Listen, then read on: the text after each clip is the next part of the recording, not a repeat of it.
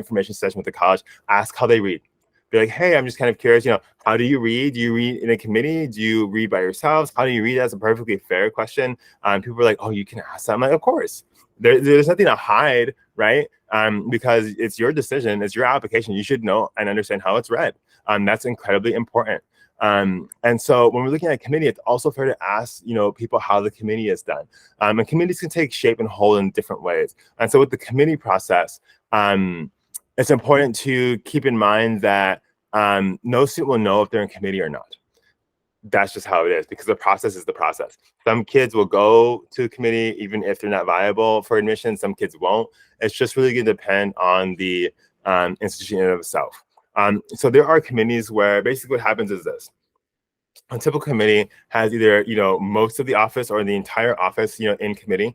And then, you have an admissions officer prepping their applications and then presenting the applications. They're presenting each kid, right? So they're reading the pros or their summaries of the students' applications in front of, the other admissions officers. And typically the person who's a second reader to the file is also in the committee room. And so what does that mean? What does that mean, right? And so typically after someone has finished their pros or finished their presentation on a student, there's discussion, right? There's any clarifying questions that other admissions officers have. There are, discussions and about, the candidacy of the admissions officer, if they have a hook, how important, this student is to, the tennis team or the basketball team or to the orchestra, or to our dance program, or to our, physics program or our computer science program. Like, what is the importance of this child, in the context of, our school's institutional priorities? They're talking about these things. And so after the discussion is done, there's a vote. Typically majority vote, the student is in. Anything else, the student is either waitlisted or denied. And so, again, the vote it is what it is. And committee is so intense. I think it's important to remember that if you put your best foot forward in your application, know that someone is fighting for you, that someone is advocating for you. I can't tell you how many times I've yelled, I've cried, I've laughed, I've, so many emotions I felt in committee at, Haverford when I'm advocating for a student who just wrote the best possible application. And I really, really, really enjoyed that application. I really loved it. And oftentimes I knew that it was going to be a stretch if we took them, but I still fought for that student, so advocated for that student very hard.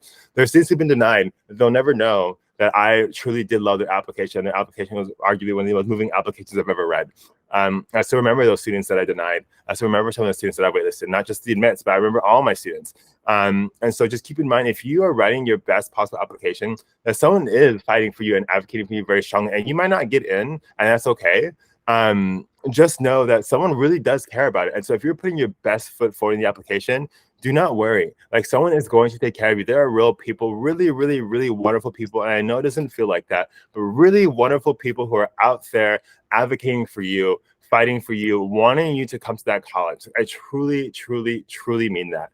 I'm talking to a great friend from Tufts in about an hour. And JT Duck, Dean of Admission, he's incredible. And I met him at Swarthmore College, and he really vibed with that as well. They did committee-based evaluation, and I was at Haverford, and we did, single, basically 2-reader model, 2 reading methods. And it didn't matter what method it was, regardless. I think that we had both agreed upon that, like, when students write a wonderful application, that how can you not advocate for them? How can you not continue to fight for them? And it's just so, so, so important. Now, when we're talking about committee, there are different committees